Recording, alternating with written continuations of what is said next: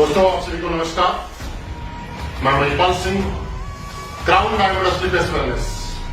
दोस्तों आज आपको बताते हुए अत्यंत गर्वान्वित महसूस कर रहा हूं कि आने वाले 14 जून को ठीक 11 बजे संडे को मैं आप सभी के बीच लेके आ रहा हूं असलीपेस वेलनेस कंपनी के CEO and MD mister Sanjeev Kumar sir को आप लोगों के बीच।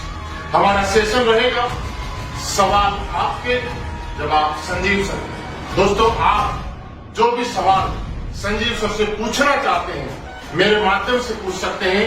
आपके पास मौका है, आप अपने जितने भी सवाल हैं कमेंट बॉक्स में डालें।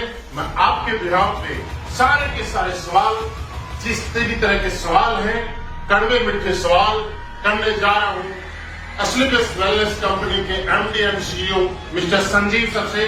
दोस्तों बी रेडी, रहिएगा तैयार। ठीक सारे काम छोड़ के हम मिलेंगे एक ही प्लेटफॉर्म पे ठीक 11 बजे 14 जून संडे के दिन।